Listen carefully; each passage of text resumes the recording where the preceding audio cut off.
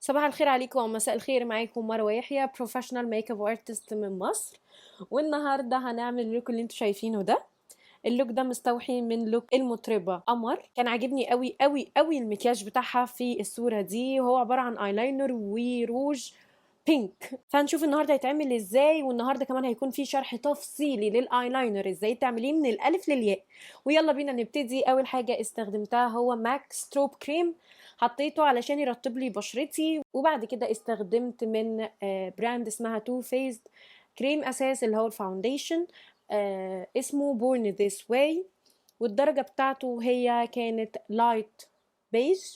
وبعد كده استخدمت خافي العيوب اللي تحت العين اللي هو الكونسيلر من براند اسمها تارت، والدرجة بتاعتي كانت ميديم. حطيته تحت العين ونقطة منه فوق العين وعملت له دمج.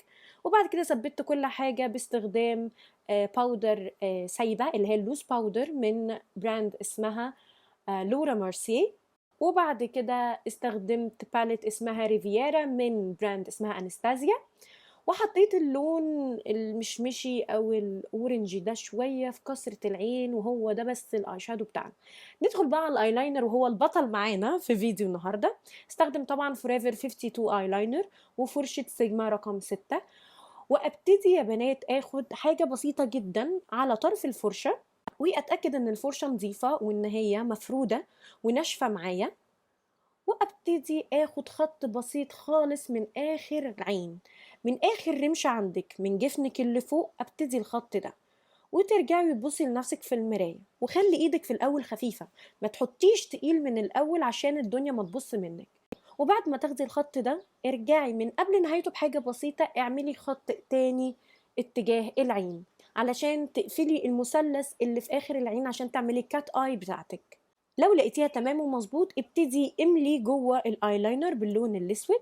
وبعد ما تعملي المثلث بتاعك اللي في نهايه العين انا بقف لحد هنا علشان اروح اعمل الانر في. الانر في هي السبعه اللي في اول العين اللي انت بتعمليها، ودي طبعا حاجه اختياريه مش اجباريه خالص. ابتدي في ان انا امشي على خط الرموش من قدام بالفرشه، ما فيهاش اي حاجه خالص، انت بتمشي على نفس الخط اللي ربنا خلقه في عيونك. وبعد كده بتخرجي بالرسم حاجه بسيطه قوي بره عينك في اتجاه برضو خط الرموش. وبعد كده بترجعي بيه تاني، بس لما بترجعي بيه بتقفلي بيه الخط الرموش السفلي بتاعك عشان تعملي السبعه الداخليه. انت كده حددتي بدايه العين ونهايه العين، اوريدي احنا محددينها.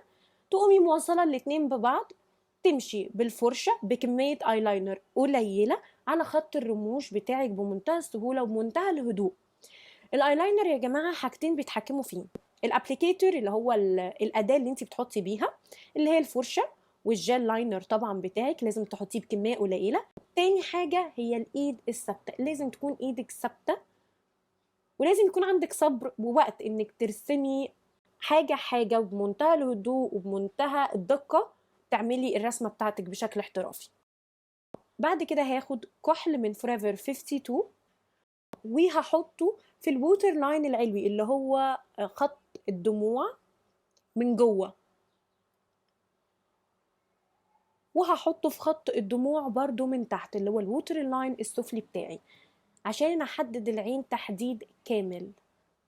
وبعد كده هاخد اللون البينك من باليت ريفيرا وهمررها تحت خط الرموش. انا كده خلصت اول عين بشكل مبدئي. اروح للعين التانية، هبتدي لكم المره دي بقى من الانر في اللي هي السبعه الداخليه.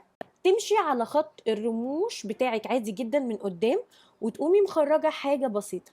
ولو عينك اديتك رد فعل ان هي دمعت او تعبت اقفي.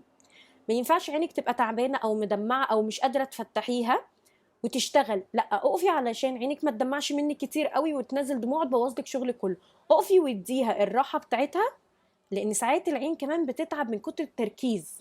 لما تيجي بقى تعملي العين التانية، انت هنا في عين اوريدي مرسومه، فلازم تاخدي في اعتبارك ان انت هتعملي العين دي زي العين الاولانيه. فتقومي واخده شرطه بسيطه وترجعي تشوفي العين الاولانيه اتجاه الايلاينر كان ازاي عشان الاتنين يبقوا في نفس الزاويه، وتمشي على نفس الخطوات اللي احنا قلناها في العين الأولى. ولما تعملي الخطوة دي هتلوني جوه الايلاينر، وما تنسيش انك تحطي كحل في خط الدموع او خط الرموش بتاعك من جوه من فوق العين. لو عايزه تحطيها من تحت كمان طبعا ده اختياري. طبعا يا جماعه الايلاينر مش لازم تستخدمي جel لاينر، انا بشوف ان هو اسهل لان بتحكم فيه وبتحكم في كميته وبتحكم في الفرشه. انت ممكن تستخدمي ايلاينر عادي الريشه او الديبلاينر، بس الديبلاينر عمره ما هيطلع لك ايلاينر رفيع ابدا، الديبلاينر بيطلع لك ايلاينر تخين جدا وانا ما برشحوش بصراحه. وبعد كده همرر اللون البينك تحت عينيا، وهستخدم رموش المره دي من رموش روكا لاشز. الباليت نفسها اسمها رينبو، وهاخد اخر شكل خالص في العلبه اللي انتوا شايفينها. وطريقه يا جماعه تركيب رموش سهله جدا، انت بتحطي الجلو وبتمسكيها من الطرف، وانتي باصه لنفسك في المرايه هتقومي حطاها بمنتهى الهدوء خالص اقرب ما يكون لخط رموشك انتي. وبعد كده تاكدي عليها بضغطه خفيفه من اول العين ونص العين ونهايه العين، هتلاقيها لزقت معاكي بسهوله تامه. لما اتاكد ان الرموش لزقت ونشفت في عيني، هبتدي احط الماسكرا بالتكنيك بتاعي طبعا اللي انتوا عارفينه. وكده انا يعتبر خلصت العين. في اللوك بتاع قمر هي ما كانتش عامله كونتور جامد قوي وبلاش جامد قوي لوجهها، فانا هنا هستخدم فيزيشن فورمولا اسم الدرجه سان كيست، وهحطه بشكل غير محدد على الوجه، واحدد مناخيري برضو بس مش التحديد القوي. وهستخدم بلاش من انجلوت رقمه 125، وبرضو هحط بشكل غير محدد. وبعد كده هحط الروج بتاعي كان من باليت انستازيا الدرجه البينك الفوشيا اللي في الصف الثاني. طبعا انا هنا مش مبينه لكم الليبستيك ولا الحواجب علشان انا عامله فيديو مخصص لرسم الحواجب ورسم الشفايف بشكل احترافي، اللي عايز يتفرج عليه هتلاقوا اللينك تحت في صندوق الوصف. وهو ده الفاينل لوك، يا رب يكون عجبكم وتكونوا استمتعتوا بيه. واللينسز بتاعتي كانت من ديسيو اسم الدرجه ريبال جراي، هي رمادي فاتح صافيه جدا علشان تبقى زي قمر في الصوره. يا رب اللوك يكون عجبكم، لو عجبكم اعملوا لايك واكتبوا لي كومنتس تحت عجبكم شكله حلو، عايزيني اعمل لوك لمين تاني.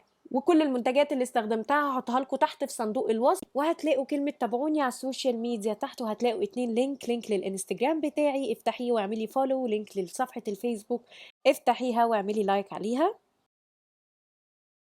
ما تنسوش تعملوا اشتراك في القناة عشان يوصلك اي فيديو جديد انزله. اشوفكم المرة الجاية ان شاء الله على الف خير. باي باي.